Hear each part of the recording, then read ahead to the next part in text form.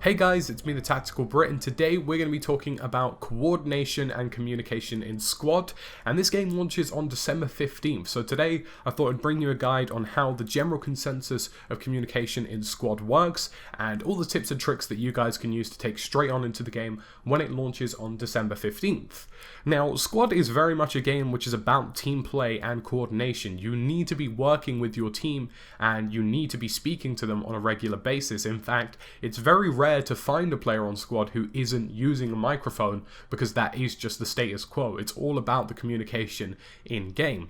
Now, you'll find in Squad that the teams and squads which communicate the most are the ones which win the games. There will be times where you join a server and there'll just be a landslide victory for one team because the squad leaders are working together effectively, the squads in general are communicating well together, and the objectives are being very easily taken. So in this video today, we're going to be talking about how we can coordinate ourselves on the field and how we can translate details to our teammates and squad leaders in order to be an effective team and work on objectives well together. So we're going to look at all kinds of aspects of playing, and I'm going to give you guys some helpful tips that will hopefully make life a lot easier for you on the field and also a lot easier for your teammates as well who are playing with you. So the first thing we're going to look at, which is essentially the bread and butter of everything you will do in Squad, is your map.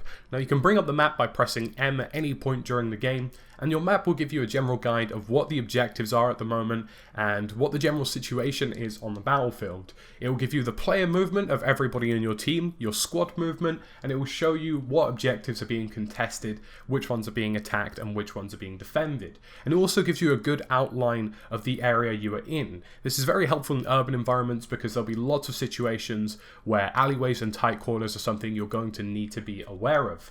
Now, as you can see on the map, you can zoom in by pressing N lots of times, and you can have different varying levels of zoom to give you a better coordination of your position. And this can be quite helpful when you're in a close quarters situation and you're trying to get the grasp of whereabouts you are and where in conjunction your enemy could be based on where he's firing at you from. And your map will basically give you all the details you need, and it will also be your key source of intel from your squad leaders. You can see on the map that the attacking objectives are represented by the triangle symbol, which is a yellow above a flag. Now this can change. Sometimes it might be a cache you're attacking, or sometimes it might be something that you're chasing after, but essentially your main objective will be laid down on the map for you to use. The defending objectives are the same thing. It's very simplistic. It's a purple shield which shows up whenever an objective is being defended, and you can only be attacking and defending one objective at a certain time dependent on the game mode that you are in. So make sure you're keeping an eye out of where players are on the map. Now, using your map is incredibly important as a squad member because it allows you to call out the locations of enemy players. So for example, you see the map is broken down into an alphanumerical basis system. Each part of the map is broken down into sectors all the way from Alpha up to Juliet, and it can extend based on the map that you're in and the size of the map itself. And of course you have the numbers down the side. So you can call out players by saying, okay, well there is an enemy in Charlie 5, or there is an enemy in Delta 7, and that will give your team a rough idea of the approximation of their position. If you have an even better bearing, you could break it down even more. You can see there are 9 squares within the actual map itself, and these move along horizontally. So I could say he's in Charlie 5 keypad 1, and that would be the top left corner. Charlie 5 keypad 2 is the one to the right of that, and then Charlie 5 keypad 3 is the one in the top right corner. And it carries on to 4, 5, 6, 7, 8, and 9. So essentially you can give a really accurate location of an enemy position as a squad member to your teammates, and also relay to local forces as well if you're coming under fire. Now, as a squad leader, it's your job to use a map to coordinate your team effectively. You've got to work with the other squad leaders and work out your plan of attack. So for example, in a game that's just started, a regular thing that we do in Squad is I'll say as a squad leader, okay, I've got squad 1, we're going to go to the first objective and capture it. Squad 2 and 3, you run on to the next one in the order of attack, and you guys see if you can go and secure that straight away. And essentially you can create in a system where you're running from objective to objective and defending them, and having squads hold up at some objective objectives, and other squads carry on moving forward to push the attack. And the best teams are the ones that consistently do this, the ones that communicate between squad leaders who can lay down these objectives, get a good idea of where each squad is going, and that way the entire team as a whole has been coordinated effectively. Another great tip is that if you're a squad leader and you're using the map, you can actually right-click the map and place symbols based on what your team could be facing. So for example, if you see a sniper somewhere in a specific map location, you can actually right-click the rough location and where you believe he is and place down a symbol which will represent a sniper. You can do the same for attacking symbols, defending symbols, and enemy emplacements such as FOBs and spawn points that will give your team the upper edge, and the entire team will be able to see them, not just your own squad mates, which means that an effective attack will be much more tangible across the board. So the next obvious thing to talk about is how exactly do you coordinate as a squad member and of course as a squad leader. Now, the squad leader has access to an extra channel on the radio stations which he can use to communicate to the squad leaders of other squads, and he can do this by pressing the G key.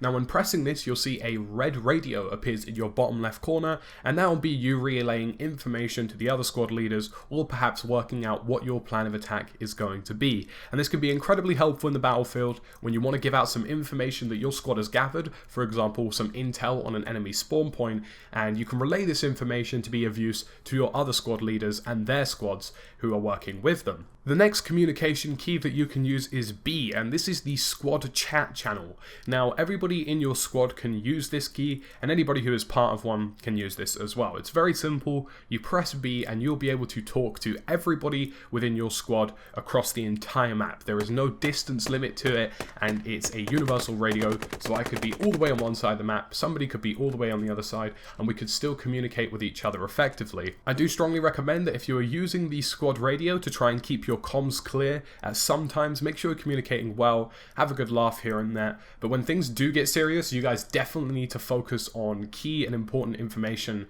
to make sure that your team doesn't die very quickly. And one thing I will say as well is that it's the squads that stick together when it comes to location, so the teams that are kind of within 5 to 10 meters of each other who can call out more accurate information, but we'll get into that a little bit more later. The final communication key is V, and this is the local VoIP chat which is available to everybody. Now it has a rough range of about 25 meters and can only be heard by people who are in your team. The enemy cannot hear your local VoIP chat, but that may be subject to change. Now, what happens with this key is that it's very useful when you want to communicate with your squad, but you want to keep the squad channel clear. You don't want to be relaying perhaps maybe needless information or information which won't be relevant to their position, but perhaps to a squad member who is directly next to you. And it's also useful if you want to talk to members who aren't in your squad who are still in your team. So for example, if two squads are pushing on an objective and they really need to communicate with each other, the V key can be used to get that information across quickly to the other teammates that you're with, and hopefully that means that you'll have a better outcome when it comes to attacking and defending certain objectives. Now, the way you have to kind of use the V key is almost like a on-the-fly kind of thing. It's something of proximity. It's all about relaying information to your entire squad. It's about relaying information that is vital to your entire team. And another way you can do that is by using the squad key B to tell information to your squad leader, who can then use the squad key G, who can then talk to other squad leaders and relay that information too. And that's just one of many ways that you can relay lots of useful details that will hopefully win you matches. Now the final thing we need to discuss is the compass, and the compass is essentially the biggest component of how you will spot out enemies and how you will call out your targets. So the compass is obviously down the bottom here, as you can see, and it's from north to south, and it has different numbers based on the degree of angle that you are looking at. So 75 degrees, 105, 120, you name it, it's all down there. And you need to use the compass very carefully as not to confuse your teammates, but at the same time using it a lot will allow you to call out targets and get accurate pinpoint locations. So say for example, if we're holding down an objective, I can say, okay, look, I've just spotted an enemy directly east, and everybody who's on that objective with me will know that there is an enemy coming from the east.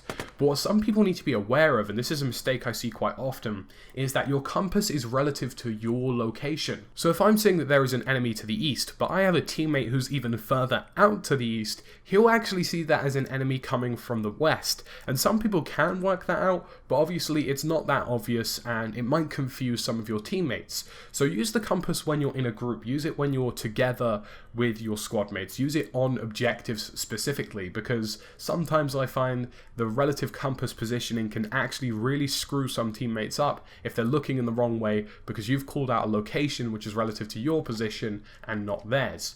And of course, I'd say as well, if you're next to a squad member, use that V key and just say, okay, there's a guy to the right of us, or there's a guy to the left of us. It's as simple as that. It's nothing that you really need to go into too much depth with, and finding the line between using your compass to call out information and just saying, okay, well, there's a guy right there, is something that you'll have to get the hang of. So guys, that's it for the communication and coordination. Hopefully this gives you guys a roughly good idea of everything that you can use as a squad when it launches on December 15th. If you have any questions, drop them down in the comment section below. And as always, lads, thank you for watching.